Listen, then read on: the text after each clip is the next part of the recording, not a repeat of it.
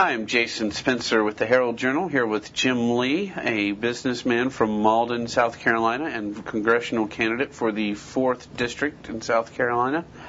Jim, tell us a little bit about yourself. Well, as you mentioned, I'm a business and technology consultant. I'm a 30-year Air Force veteran. I'm the only veteran in this race. I believe that's important because so few of our elected representatives have actually served and understand the true cost of freedom. I'm an elder at Westside Church in Simpsonville. I understand what it means to be a servant leader. I'm a husband of one wife of 29 years. My wife Lori and I have been together and actually met her 30 years ago this weekend. And we have 5 children, ranging in age from 15 to 27. We're expecting our first grandchildren in October, twin granddaughters. Wow. Okay. Congratulations. Thank you. On your upcoming anniversary. When health care reform first passed, former Bush speechwriter David Frum wrote, "We followed the most radical voices in the party and the movement, and they led us to abject and irreversible defeat." He said Republicans let their base get in such a frenzy that any kind of negotiations were impossible. What do you make of his assessment, and at what point do you sacrifice ideological purity in order to have some input or some say into the legislation? Well, not having been part of the what I would consider the nonsense in Washington, I don't know how objective the opportunities were and how much conversation there really was. But ideology needs to take a back seat to the Constitution. And I believe that a lot of what took place as part of the healthcare negotiations and the political process, the legislative process, was just an abject failure. And that's on both the Republicans and the Democrats' part. The bill as it was portrayed originally was intended to address the issue with supposedly 47 million Americans not having health insurance. And as lobbies and facts and data became apparent, that storyline wasn't working, so we moved on to something else. We were going to attack the insurance companies because, they're big, they're evil, they make too much money. And while there is certainly some opportunity for health insurance reform, I believe there should be, what we ended up with was what we've seen to be the case over the last several years, and that's mammoth legislation that accomplishes no meaningful purpose, that only strengthens the power of the federal government and damages the free market system, which I believe is the best way to address the issues that face us as a country.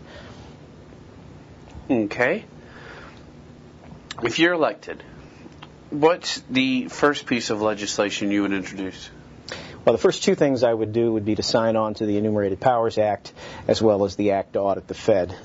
Those have already been introduced. I would sign on to those immediately. The legislation I'd like to see introduced is legislation calling for a zero-based process review of every agency of government. Let's go back to the enabling legislation that chartered that agency and compare what those agencies are doing today against what they were originally chartered to do. The gaps that we find should be an opportunity for us to look to cut the size of the federal government. This isn't simply an ideological pitch because I'm running as a Republican and Republicans are stereotypical, just want to cut the federal government and cut taxes, ostensibly to save the rich. That's not what this is about. The Congressional Budget Office acknowledged just several weeks ago that our current course as a country is unsustainable. And as they put it, it's simply a matter of mathematics. We can't continue to do what we're doing. It's just not sustainable. We have to address and make the difficult decisions that the American people are expecting their representatives to do. So my first legislation will be focused on that. We have to cut the size of the federal government, whether we like the programs they have or not. We need to address the deep issues that we have. Social Security is the easiest example to talk about, the most difficult to implement because people want to demonize the conversation. Social Security as a program, as you're aware, was begun based on a couple of key concepts. 16 to 17 workers for every single retiree drawing benefits, and individuals based on an actuarial table who would have the good sense to die when they were 67. Those 2 factors no longer exist. The demographics no longer support the model. Add to that the irresponsibility of our federal government, who spent the Social Security reserves, replaced it with IOUs that are essentially tying us to China and other countries who own our debt, and you have a situation that's, again, simply unsustainable. So I believe it's important that we start there and start to tackle those difficult issues. Okay. We'll come back to Social Security in just a second. What's your position on energy and climate legislation, specifically cap and trade, and what alternatives do you propose to what's already being discussed? Okay. I'm against the cap and trade bill and its current discussed modifications that are in Congress, primarily for two reasons. Number one, I don't believe in man-made climate change. Okay. If that were true, if the data supported that, then everything else I just talked about is immaterial. We should move heaven and earth and do what we can to save the planet, because otherwise none of these other things matter. I don't believe that to be the case. But secondly, anytime we look to give the federal government more power, we look to expand their reach. We expect them to implement programs that, first of all, I don't know that they could successfully measure carbon and effectively and equitably tax it. And giving more power and more money to the federal government, I think, is always a bad thing to do.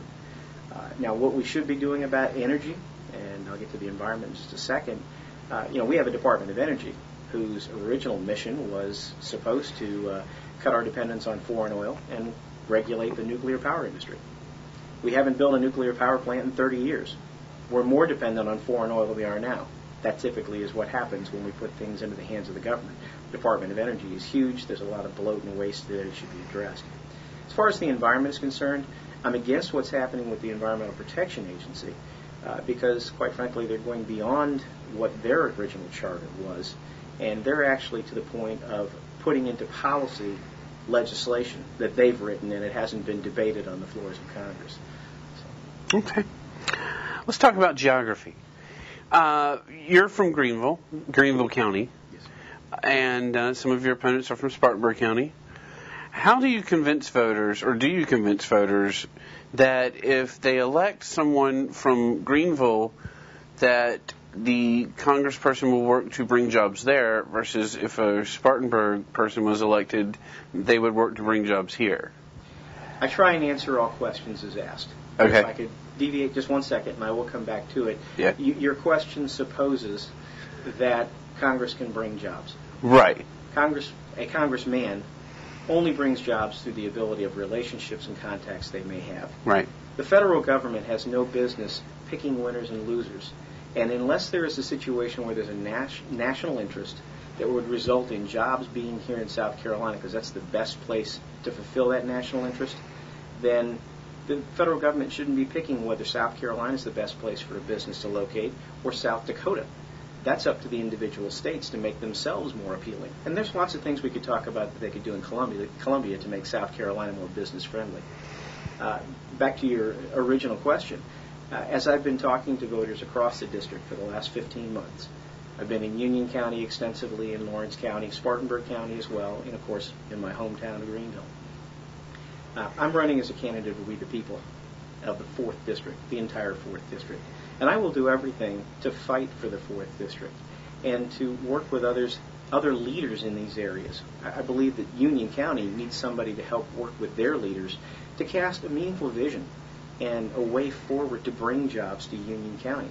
But frankly, there isn't one. They need somebody to help them develop leadership and develop a vision to make that a reality. Okay. Jim, you've advocated sunsetting Social Security. Yes. Why is that the best course of action, and why should, say, a voter in, I don't know, their 30s, like me, who's paid into it, support such a plan? Well, I have 5 children. My oldest is 27, and my children are smart enough to know that Social Security is not going to be there when they reach that age. So they're currently paying into something they're not going to get.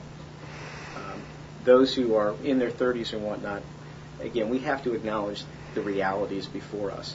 The Social Security program as it is right now is unsustainable. Why do I advocate privatizing it or doing something different? Because I believe that individuals are the best determiner of their future success, not the government. If I had taken the money that I put into Social Security since I began working in my late teens and invested that in a passbook savings account, I would have a far greater retirement package than what's going to be waiting for me if it's there, and God willing, I reach retirement age. So I think it's a bad deal for the folks who are out there. There's a better way forward. And putting individuals in control of their own circumstances and in control of their own money is a better way to go. And we have to honor the social contract that we've created. People have paid into that system, and it's unfair just to pull the rug right out from underneath them. So, again, that's why I call for sunsetting or grandfathering the system on out.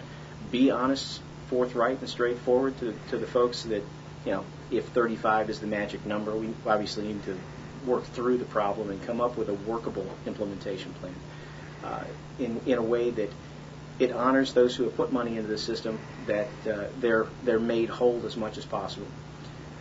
But that we put them on a footing so that they know that the reality is there's not going to be anything for them when they turn 65 unless they do something for themselves. If you look at the sheer size of the unfunded liabilities this country has, to look at it in any other way, I believe, is disingenuous and dishonest to the voters and to people such as yourself who are in their 30s, who are going to be really surprised when they reach 65 and find out there's nothing there. Okay. Would you like to make a closing statement? I would. This has been an exciting 15 months. I came into this candidacy not because of a career move, not because, quite frankly, Washington was something that I wanted to go work in. I came here because I looked around, and of the other candidates running for this office, I didn't see anyone willing to stand for the core conservative constitutional principles and Judeo-Christian values this country was founded on. If I had, I would have, quite frankly, stepped aside and let somebody else carry this baton. I'm going to approach this job, if the people of the 4th District are kind enough to give me the privilege to represent them, the same way I approach my job now. Giving everything for the people that pay my checks, that make my paycheck, and to represent them in such a way that, one, they can trust and respect the person representing them, that they know when they interact with their congressman that they're going to get transparency and honesty, whether the answer is one that they necessarily want to hear or one that would be a lot easier to deliver if you didn't quite tell them everything, in a way that people in Congress would recognize that South Carolina is serious about returning this country back to those principles, because that's our only way forward. Conservatism works every time it's tried. It's time that we tried it again in Washington. I'd appreciate the consideration of those in the 4th District. I'd be honored to have their vote on Tuesday, June 8th. Okay, thank you. Thank you.